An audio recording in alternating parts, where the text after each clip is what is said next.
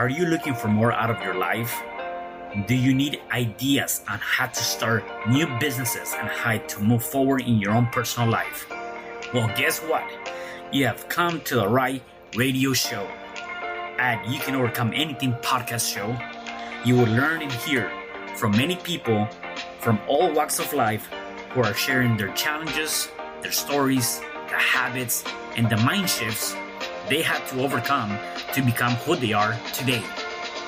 On top, you will get a chance to connect and see how you can overcome anything by networking and learning about your next move through this radio show. I present to you our great speakers at You Can Overcome Anything podcast show with your host, Cesar Espino.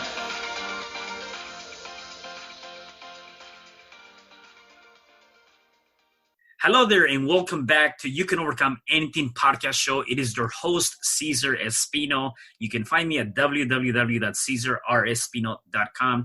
And today I have a very special guest. It is Raushawna Price. How are you?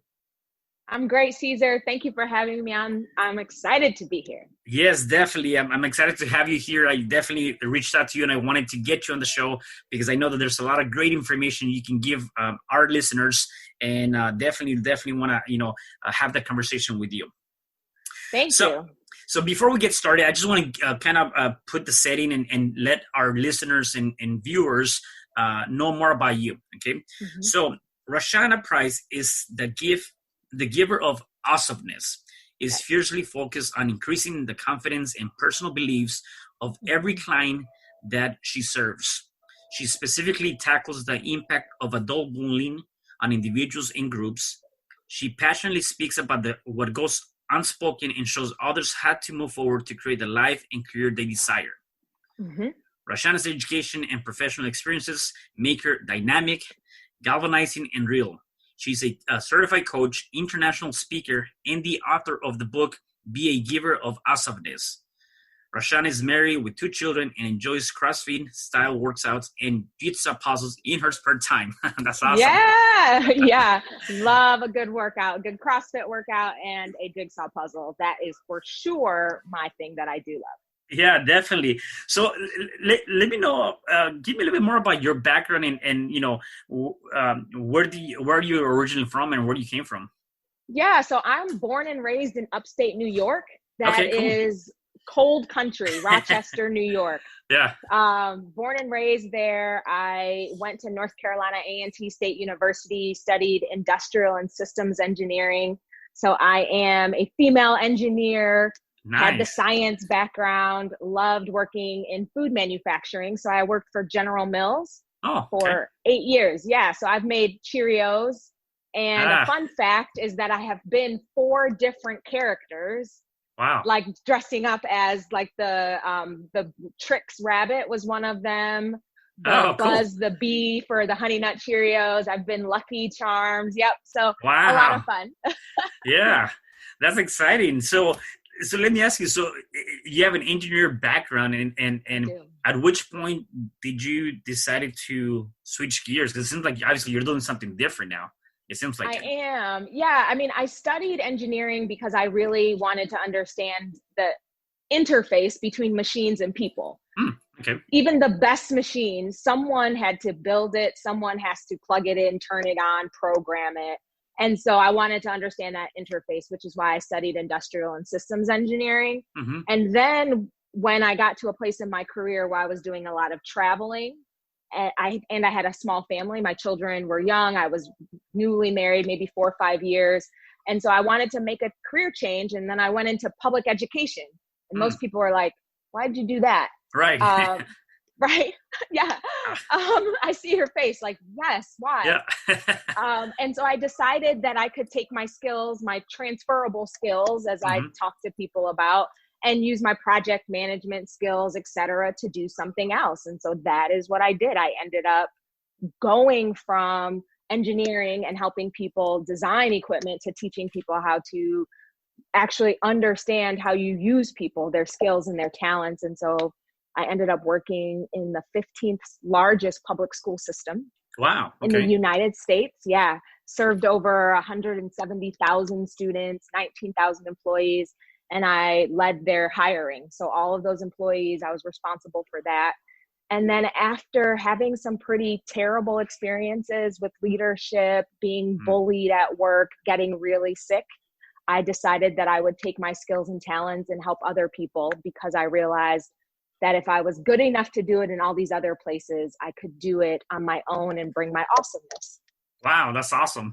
And so, and so it seems like part of you doing, even when you talk about the engineering and understanding the interface between human and machine, and then even going to the school system, to me, it sounds like you wanted to really get in contact and in connection with people, like really understand the humankind in a different aspect, right? Be able to connect with them at a different level. Is that right?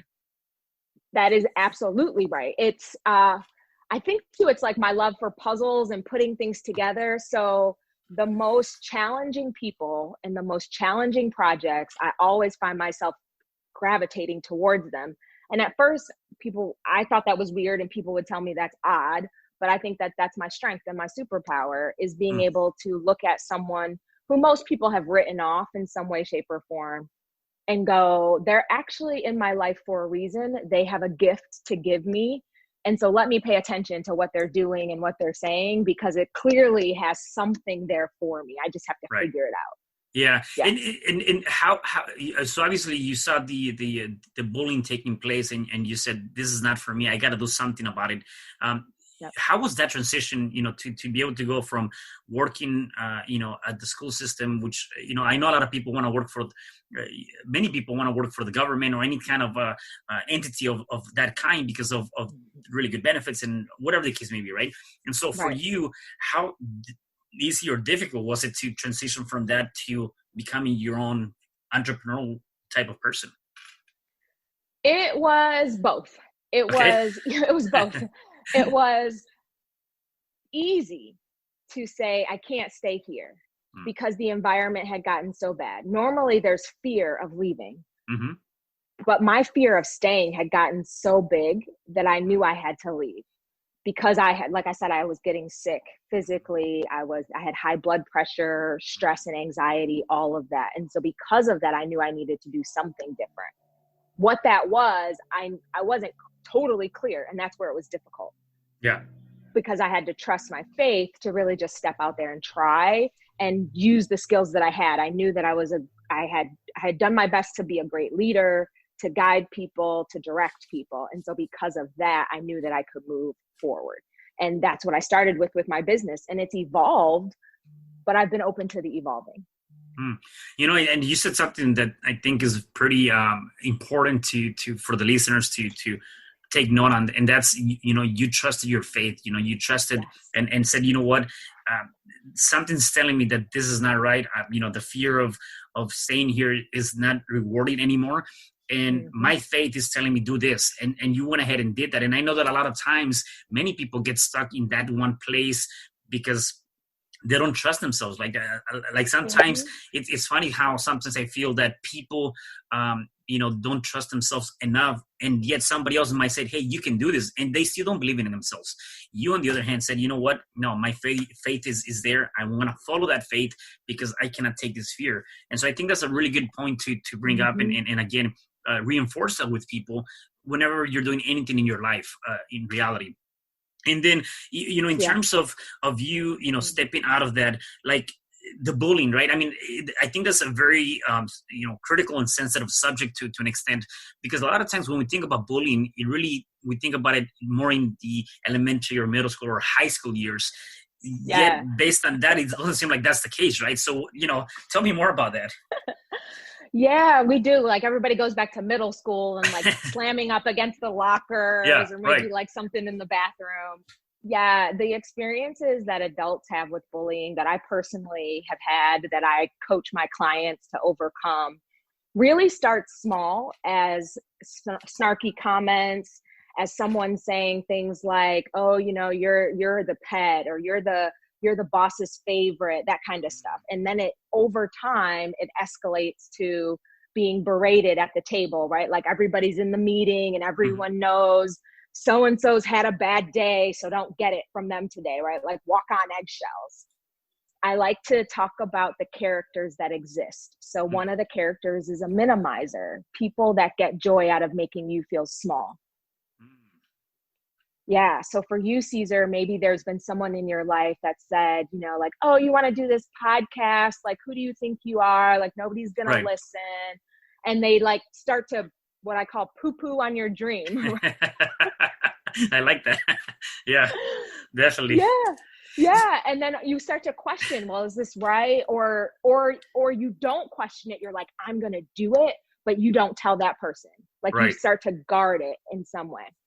And I might be wrong in this. I think part of, my opinion is that in high school or middle school or whatever, elementary, when people get bullied, a lot of times the person that's bullying somebody else is because they're going through some challenges, and the way to overcome those challenges by bullying other people, or maybe they're not accepted in one area, and so they feel like they need to have that greater power to feel important. Is that something similar to like the adults where, like, why would somebody, again, poop on your parade, right? On your dream, and just look at and talk to you down? Like, why, from your experience, why would people do that? Yeah. So people do that because you have something. The only way that they can poo-poo on your dream or your parade is the fact that you have something. Most of the time when we talk about bullying, we talk about the other person, what they don't have, how they feel. The bully gets a lot of attention. When I'm talking about adult bullying, I want us to be talking about the fact that they chose you. They could only focus on you because you have something. You might not know what your something is, or your something could be so natural to how you show up. Right. One of the rap artists said, I just showed up like this, right? Like just because you showed up like this and they're targeting you, that means you have something. And that something is valuable. And I call it awesomeness. Yeah. And I see here, and I love how you put it. Bullies choose you for a reason. So always remember, when a bully comes, it is a sign that you have awesomeness. And I love that, because you know what, when you put it from that perspective, you're right. I mean, there's something that is attracting them, and they probably want that. They might envy you. They might dislike you for that. And I'm like, whatever the case may be. And I never saw it from that perspective. A lot of times, I think people might see it from like, well, I'm just getting bullied, and, then they become and play the victim. Yet if you turn that thing around, it really comes down to what you just mentioned. Is you're awesome. There's something that you have that has a lot of value that you can bring to other people. And then these people are just trying to get that or take that away from you, right? So how do you deal with those things though? So the first thing is acknowledging it. So it's bullying happens, it hurts, it's painful. Like, we're not talking about shoving it down like, oh, that didn't happen to me. We're not doing that. Right. Actually, what we're doing is bringing it all out and up, because when we bring it out and up, you can then start to see the pattern. You can start to use their words, and really, rather than replaying them in your mind, sometimes we do that. You've had a conversation, someone said something, you're like, oh, now I'm going to replay that over and over. Stop the replay and break it apart, because the words that they say are meaningful and valuable. Let me give you an example. So one of the bullies in my life was my boss. And one of the things that they said to me was, this is what happens when you get ahead of yourself. And it was in a public setting. Other people were there. It was very snarky. And in the moment I was like, oh, but but now every time I want to do something that is big, bold, maybe it's never been done, I use those words to help me. Because what happens when I get ahead of myself is I'm actually doing something. I'm a starter. People that start something have momentum, and momentum is valuable. And if we know nothing, we know it's for sure valuable now in the landscape that we're in. Momentum creates momentum. And so if I'm a person that gets ahead of myself, then where would I take that? I could take that anywhere. And that's what you want to do when you're bullied. You want to, after you get over the feelings, and they're real feelings, you want to go back into the replay and break every single thing that someone has done to you or said to you apart, because there's little gifts and nuggets as to who you are that you can use. You just have to put them in a different environment. Yeah, definitely. And one thing to that is that I do believe that words are very powerful. How you speak to yourself, and even how people speak to you, or vice versa, how you speak to somebody else, right? So, everything, like you said, has a huge meaning, and we got to be very careful. I think very careful in how we choose our words to others, specifically to ourselves, though. Like how we're taking care of ourselves and treating ourselves, and how we are complimenting more than anything ourselves to make sure that we know we're loved, we know that we're awesome, and regardless of what's going on outside or who is trying to bully me or do anything of that, you are loved and awesome, right? And I think that's very, very critical. Yeah, and you brought up something that you can be your own bully if you aren't careful. You can, you can be minimizing yourself. We call it self-sabotage, but it can be the fact that you are getting joy out of making yourself feel small. Or I see this a lot with clients that I coach that come from a family where the family has risen to a certain level of expectation around what it means to live. And now you have an inner call, an inner gut that says, I want more. But yet when you're around your family, you downplay everything and you talk bad about yourself. Like, well, I mean, I'm just doing this. I just have that. And before you know it, you're bullying yourself to play small. You're minimizing yourself. Yeah, that's true. I didn't see that, but that makes actually a lot of sense. And it comes down to that. I was talking to a client last time, and I was explaining to them one thing that they tend to do a lot is like they're beating themselves for something that they might have done, right? And always, saying, well, I'm dumb, or I'm this, or I'm that, whatever the case may be. I mean, that, when you think about it, you're bullying yourself and definitely putting yourself down, when in reality, you have to change that program. You have to change the way you say that. And instead of doing that, it's like, maybe that was me back then, but it's not me anymore, and I'm going to change that. That's right. Yeah. And so would you consider that it's good to also confront the person that's bullying you, if you notice that, or do you just take note of that, or how would you react to that? It depends on the relationship and the behavior. Okay. So if these are relationships that you can't get out of, right? These are family members, these are siblings, these are people that you didn't necessarily choose to be in your life, but they're in your life and you have relational connections to them. You want to have a conversation to make them aware of their behavior and how it impacts you. It's really about you saying to them, you said this, you did this, and this is how I'm perceiving it. And so we need to have a conversation.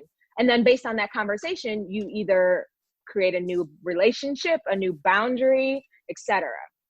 And then there are other people that you just get to choose. And if you want to have a conversation with them, great. If not, you may just choose to take your gifts and talents and move on. Take your awesomeness and move it in a new direction.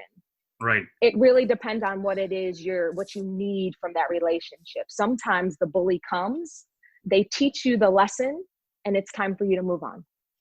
I love that. They teach you the lesson. And I do believe that there's always a lesson to be learned in anything. And you have to digest it, see what is the lesson, what is something that I take away from here. Because every experience, exactly, whether you foresee it as being a bad experience or a good experience, there's always going to be something to learn. Very similar to, like, I don't think that there's any failures, there's only lessons, right? So you definitely want to be able to look into that. Now, you came up with this book. So tell me more about your project, that book, and what inspired you to write the book. Yeah, so the book is Be a Giver of Awesomeness, and the subtitle is Discover, Guard, and Give. And I wrote the book. Yeah, I wrote the book after I went and I was speaking at a conference, and that was really like happenstance. A friend of mine reached out to me and was like, you should apply for this. And I was like, I don't even know what I'll talk about, right? Like, yeah. Ever happened to you? Yeah. Yeah, definitely. And I had been writing out all of my experiences. I had been coaching people and talking about my experiences, but from a place of superheroes and supervillains. And so I had this concept that bullies they have potential to be superheroes, but they use their super in such a way that they're a villain, or at least perceived that way. And I went and I spoke on a stage about this. I was in Dallas, Texas. And when I came off stage, women were asking to buy my book, and I didn't have a book. So I went home and wrote a book in 4 months and said, well, if it's going to help one person, it's worth it. And wrote the book. decided to break it up into 3 parts so that people could just, first you read the book to start discovering what the world around you is saying about who you are and your awesomeness. Then you have to begin to guard it, and that's that middle section with all of the awesomeness dealers. And then the last part is you have to give it. What good is your gift, your awesomeness, if you don't give it to the world? Wow, I love that. I really, really love that. And so when you speak on stage, do you normally speak with a group of people that have been bullied, or what is the audience that you're speaking to? I speak to either women that are going through something in their life individually, they're stuck, or they're feeling like they can't move forward. And so I'm helping them understand that perhaps they've been bullied because they might not even have awareness around it. They may just think this is just kind of how it is. Right. I also speak to leaders and companies and organizations where this behavior could be a part of the culture that has been really prevalent and existing and even promoted, is this sense of, to be a leader, I have to actually be a bully. I have to put people down. I have to take their experiences from them and make them know who's in charge and who's the boss and all of that. And so helping leaders understand that you can be a fantastic leader that has influence and power and authority, and that does not require you to be a bully. Right. That's just trigger another thing. So do you see that there's probably more female people versus male people that are being bullied in the workplace? Or is it equally the same? It's equally the same. The behaviors show up different. Okay. So a lot of females that experience bullying, it may be so covert that they feel something, they don't have language to it. Or they write it off as, well, that's just how she is or he is. Mm-hmm. For men, it can be very overt. And it's a lot of times very verbal. Men use a lot of language and yelling and aggression, whereas women may play more of the mind games around the manipulation and the sarcasm and all of that.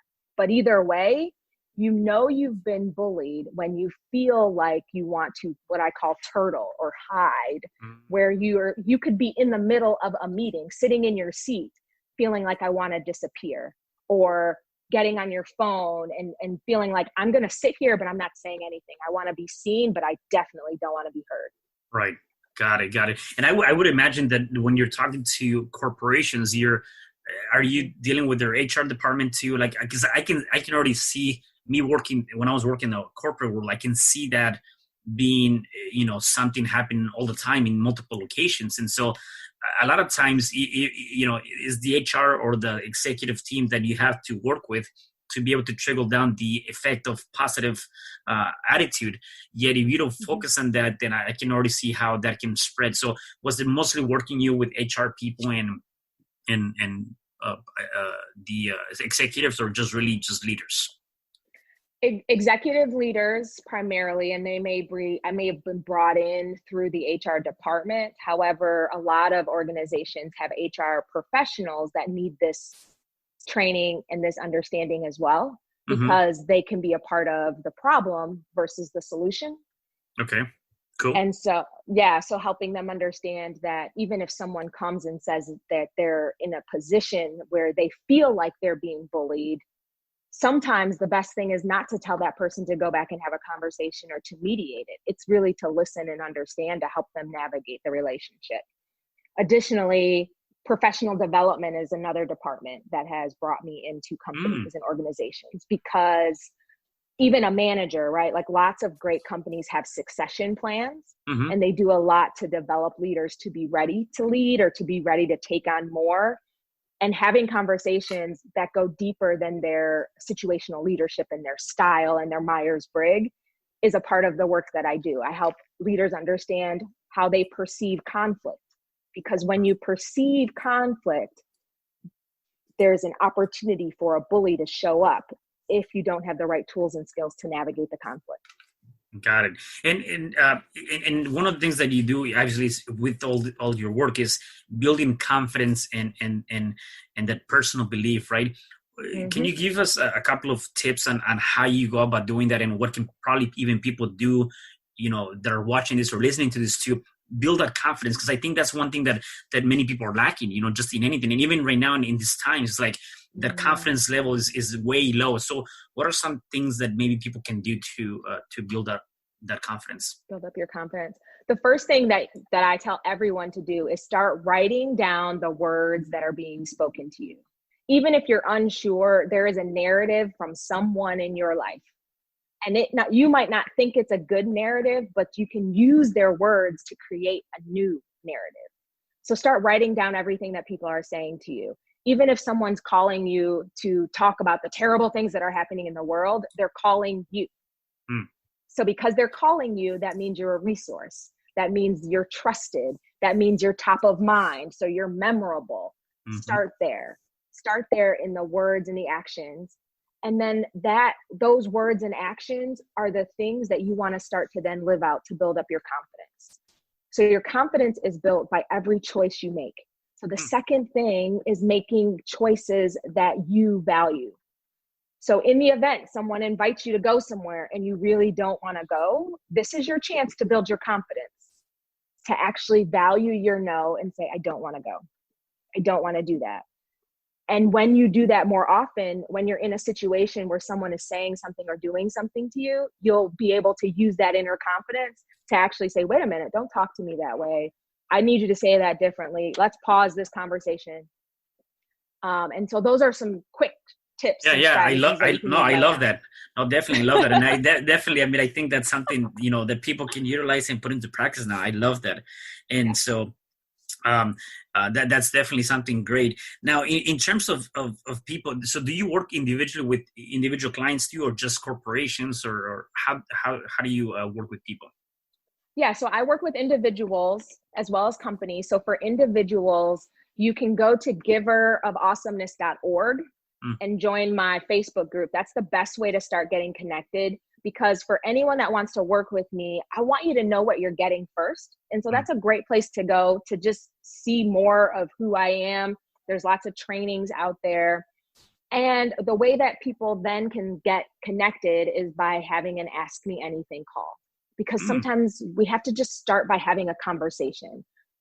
Some people don't even know they're being bullied. And then from there, we go into what the right path is for each individual.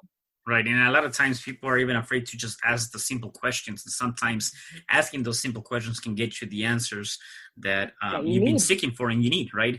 And so definitely don't be afraid of doing that from that perspective.